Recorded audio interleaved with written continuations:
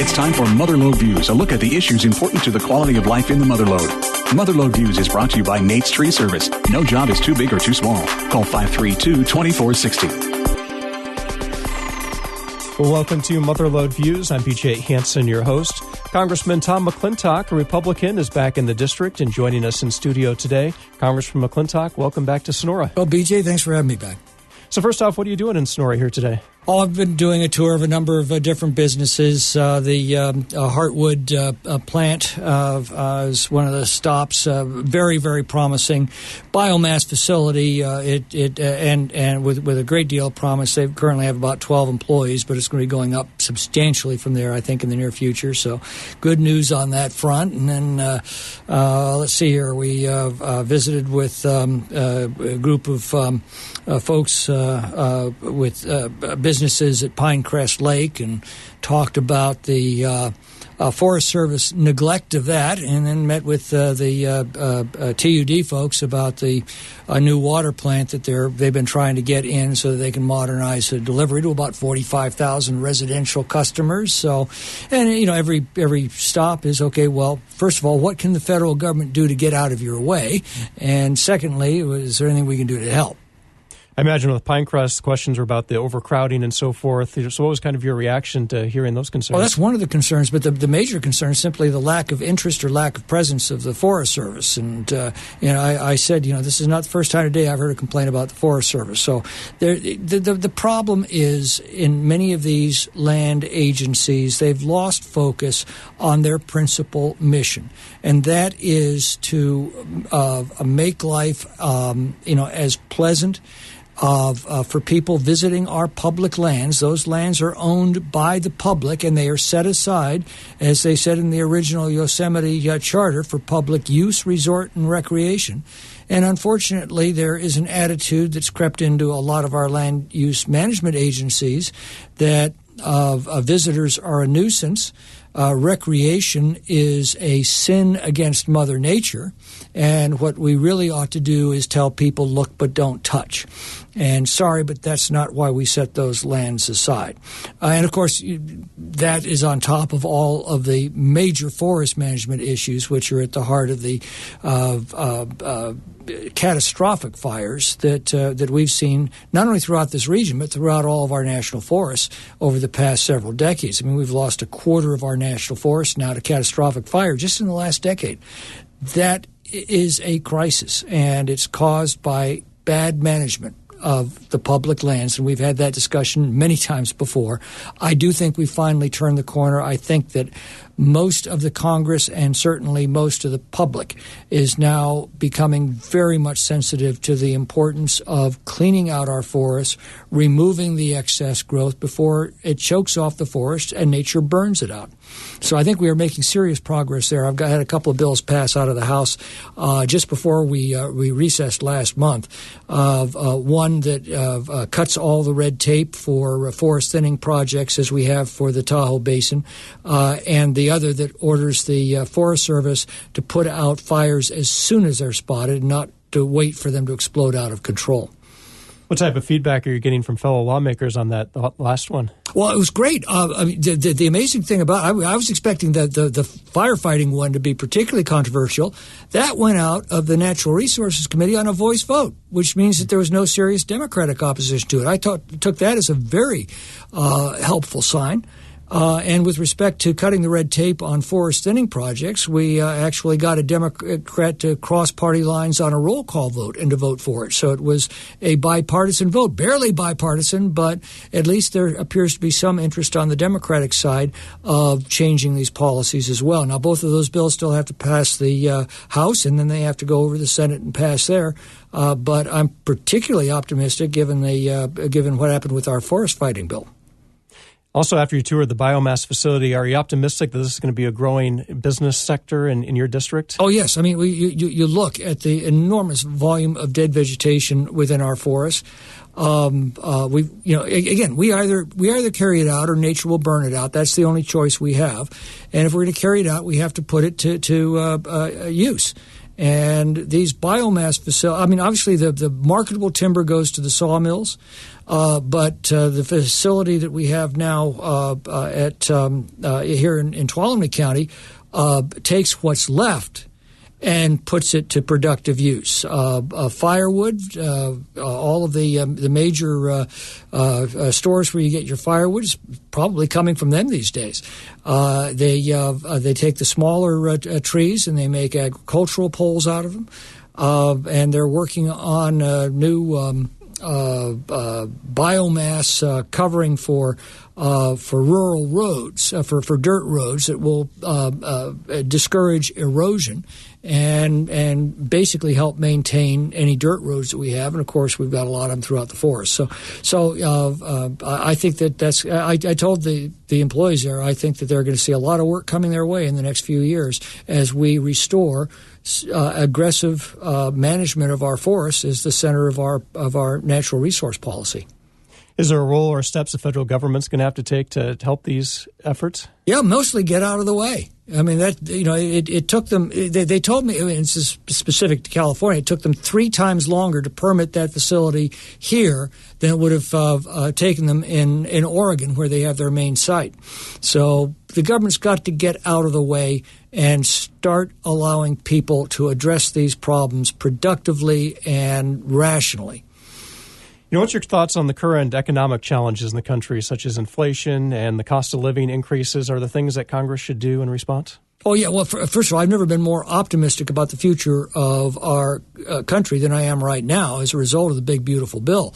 That stopped what would have been one of the biggest tax increases in American history that was already programmed to go into effect on January 1st. An average family would have seen its income tax bill go up about 22%. A family living in this district would have seen, on average, their tax bill go up about $2,000. So it stopped that from occurring. But far more importantly, it provides a 100% expensing for businesses acquiring new equipment, which means that businesses are going to be ordering now a lot more manufacturing equipment, which will boost their productivity, boost the wages of their employees, and employ a lot more people at companies making that equipment. You hear about the millionaires and billionaires who are getting a tax cut. Actually, their tax cuts are relatively small. The millionaires and billionaires don't work for tips. They don't work for overtime. They don't depend on Social Security.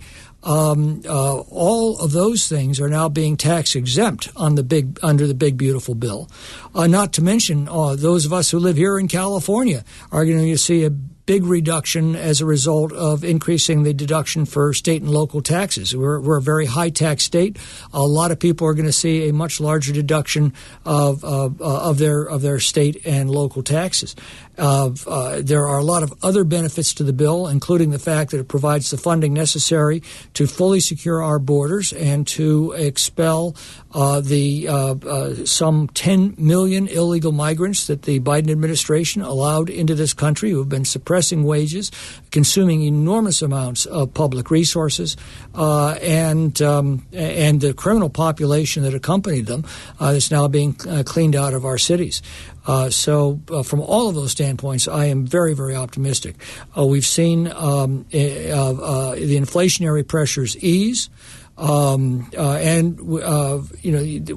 they say the big beautiful bill is going to increase the deficit, that's only if you are expecting 1.8% GDP growth. Well, during the 20th century, including the Depression, the GDP grew at 3.3%. If we can get 3% GDP growth with all of the regulatory reforms and tax relief that we've already been able to enact and put into law, that 3% GDP growth is going to produce $4 trillion of new revenues over the next 10 years, which means the deficit is going to shrink. It's not going to grow. The debt will shrink. It's not going to grow. And by the way, we just turned in 3% GDP growth in the second quarter. So that's picking up. Inflation is under control. The price of certain commodities like eggs is way down from what it was when Trump took over. We're seeing a marked decline in energy prices. The only increases we're seeing, the major increases we're seeing in prices are the tariffed items, and I think that's a mistake by the administration. I wish they would move toward free trade, which I think would generate a lot more revenues in the long run than their tariffs are generating, and not produce a drag on the economy. Now, I think the tariff, given all of the regulatory and tax reforms that we've seen, the tariffs are going to be a minor drag in comparison. But why would you want to tap the brakes when you're trying to hit the accelerator? Let's just hit the accelerator and recognize the importance of free trade and the prosperity of any society. You mentioned tariffs. You have some concerns about that money, though, that's coming in. How would you like to see that spent by the federal government? No, I wouldn't like to see it spent. I'd like to reduce the deficit that is simply unsustainable. Need to take a quick break. We're talking with Congressman Tom McClintock on this weekend's MotherLode Views. I'm BJ Hansen, your host. MotherLode Views brought to you by Nate's Tree Service, where no job is too big or too small. We'll have our second segment coming up in just a minute.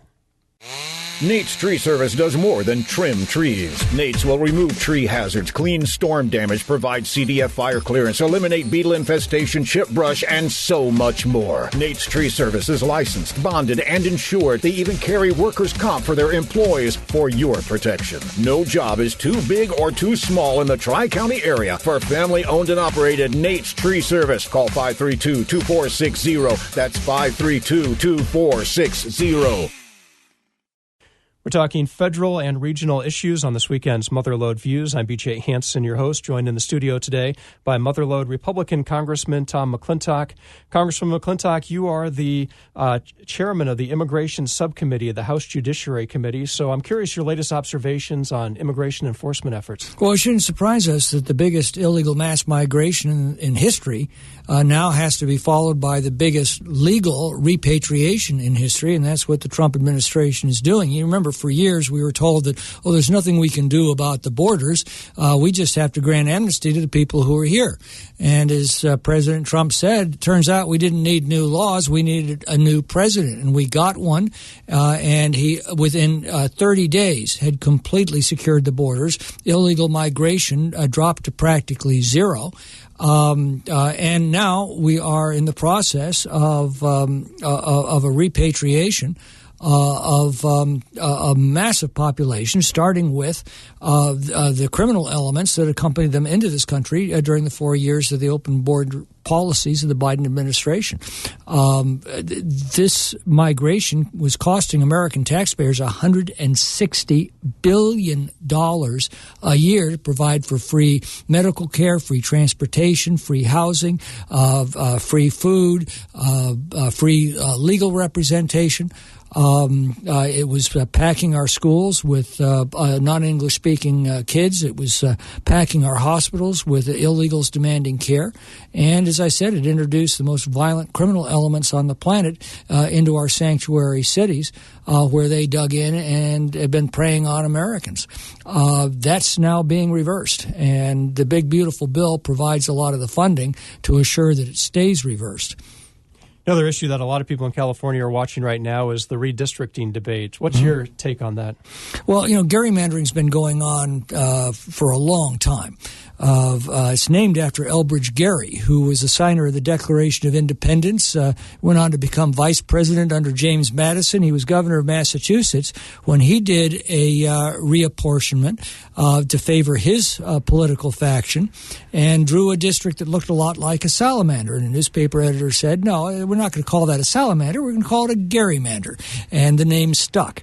Well, now we have the problem is that over the years, gerrymandering has gone from simple artwork to science. And the Newsom-mander that has now been proposed is state-of-the-art political gerrymandering. And the problem is this. We Californians voted to shield ourselves from this kind of rank power play with the Independent Commission. If you remember, the Independent Commission went up and down the state of California, held countless public hearings, listened to every voice, every constituency, every community had a say in that reapportionment. They then reached a consensus and produced the decennial reapportionment map for California. that's what Newsom wants to tear down and replace it with a political power grab that was done behind closed doors in the span of just a few days. And I don't think Californians are going to stand for that. Regardless of how the final maps come out, how do you think Republicans are going to do in the midterms next year? I think there are going to be two questions that will be asked of the American people. The first one is, are you better off today than you were 2 years ago?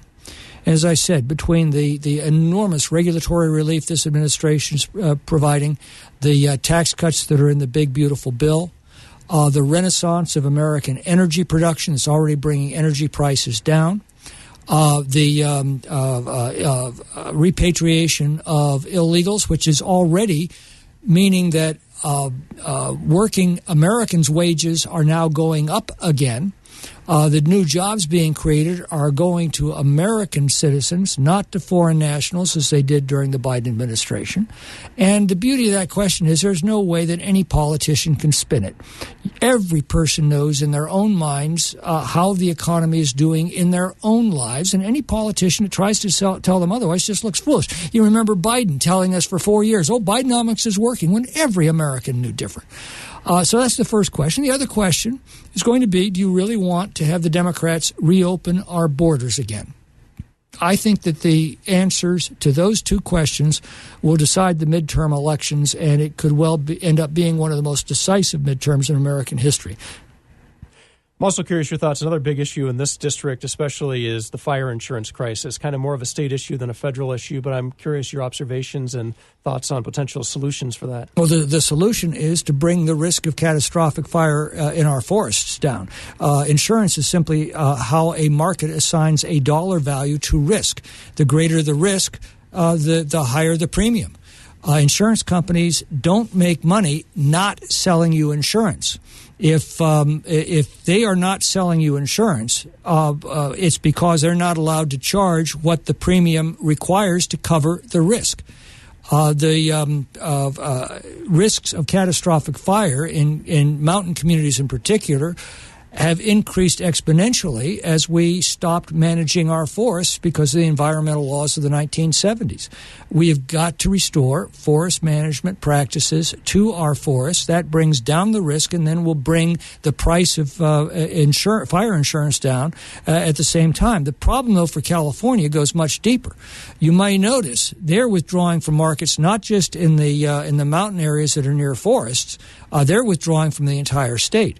And once again, the reason is the state has imposed price controls so severe that insurance companies can no longer charge a premium to cover their risk. Well, as I said, they don't make money not selling you insurance, but they can't stay in business if they're selling you insurance below the price of the risk that they're assuming. So this is entirely a creation of public policy. Neglect of our forests, which has increased the risk, and wage and price controls, which are doing today in California what they have always done down through history, and we've been trying them on and off for 6,000 years now. Hammurabi's codes included some of the original price controls. They always work the same way. They always create a shortage of whatever it is you're trying to control, and in this case, that's insurance. Speaking of the state and federal government, it seems like the relationship between California and the White House, President Trump and Governor Newsom is about as bad as it's ever been. How do you think this whole thing is going to end with their back and forths? Well, the important question is the people who are voting with their feet and leaving. And it's not just California. They're also leaving other blue states like Illinois, New York. I've often commented on the fact that when the left takes control of a jurisdiction, you see exactly the same social and political and economic pathologies. You see sky-high taxes, failing schools, rampant crime, rising homelessness. You see chronic shortages of basic commodities like electricity, gasoline, water, housing. Ultimately, you see failing businesses and fleeing families. That's what the left produces. They have had control of California now pretty much undisputed for the last generation. And the result is they've produced all of those pathologies, and people are now voting with their feet and leaving. And again, same thing's true of New York, same thing's true of Illinois. And they're moving to states with greater freedom, lower taxes, and less regulation. So the critical question is, when are Californians going to awaken to the fact they don't have to live like this? The whole history of human civilization be summed up in 4 words: freedom works, socialism sucks. And it's time that we got back to the free market principles that produce prosperity. This is a choice that California voters have made, and they can change that choice anytime they summon the political will.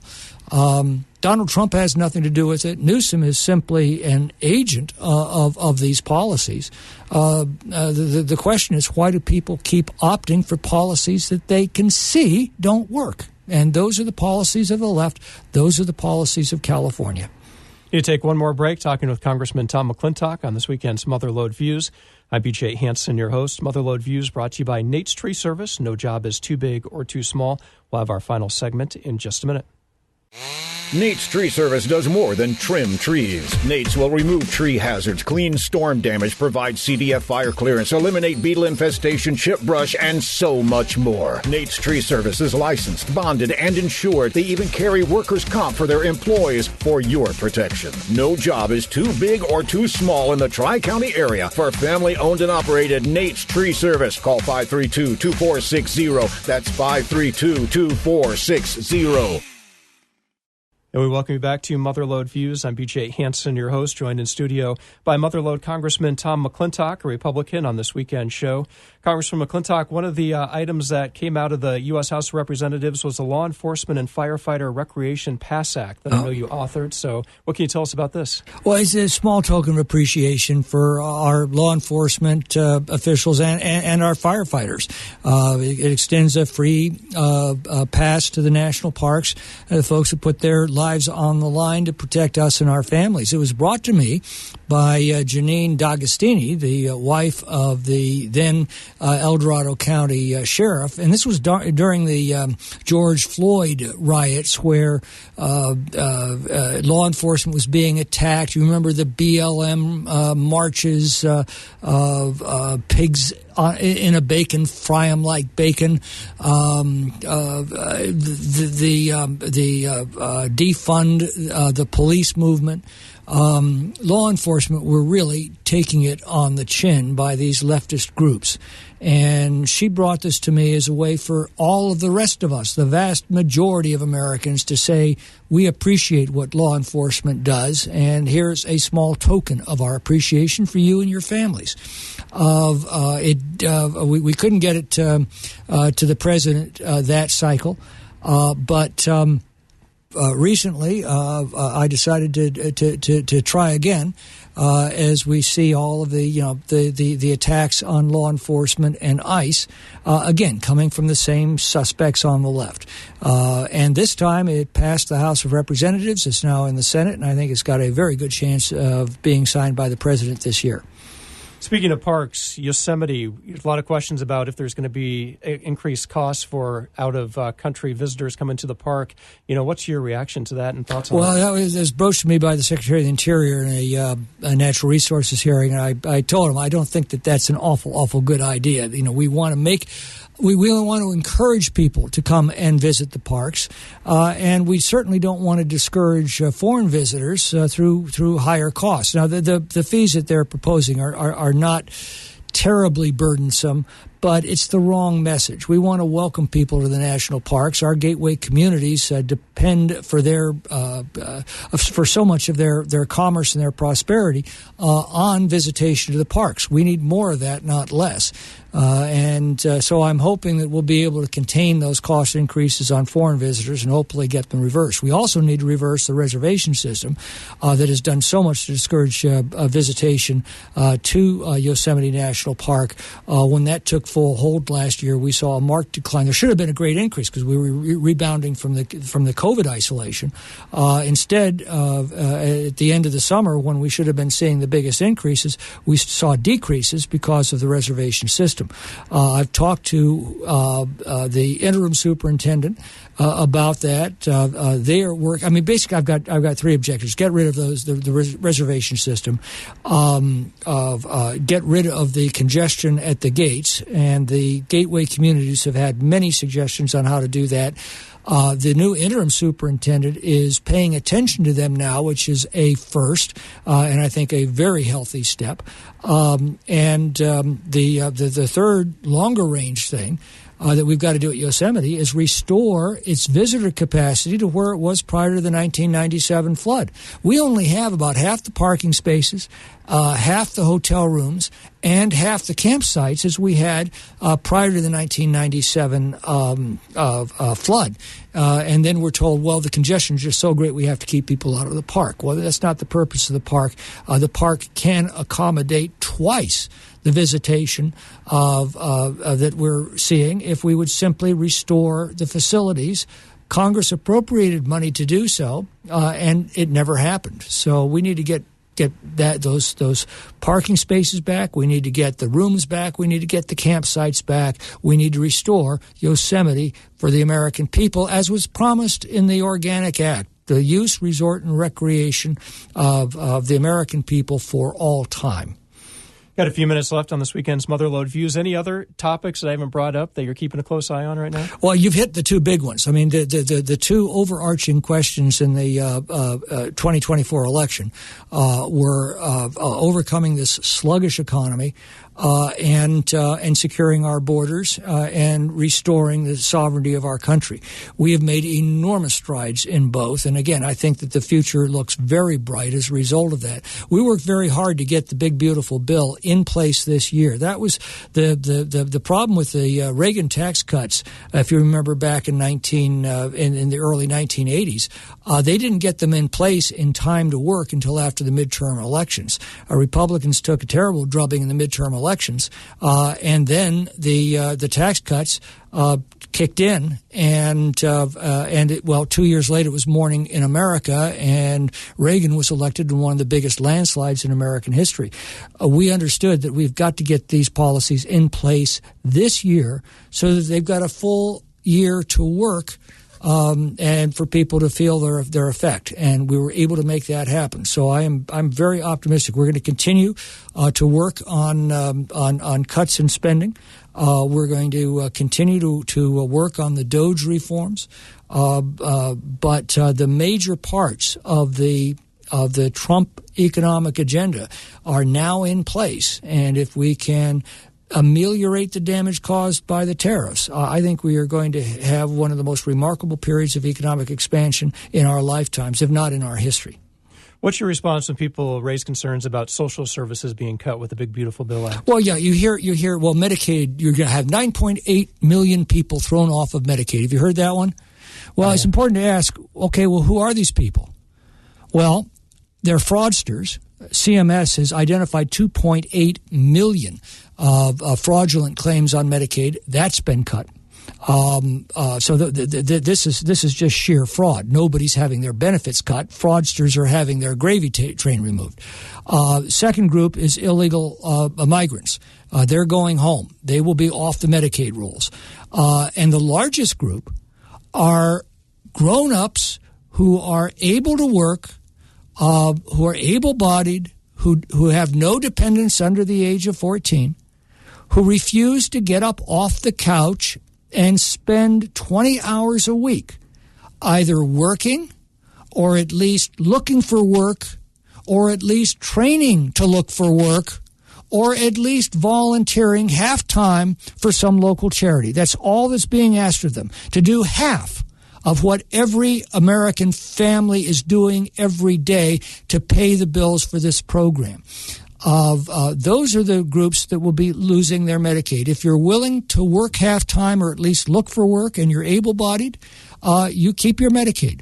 If you're aged, blind, or disabled, you keep your Medicaid. And that's by the way, that was the group that Medicaid was originally designed for. It was Obama that brought in able-bodied adults. All that this measure does is to restore the Bill Clinton-era work requirements in welfare, but you've got to do at least that. That's half of what every working family is doing to pay the taxes.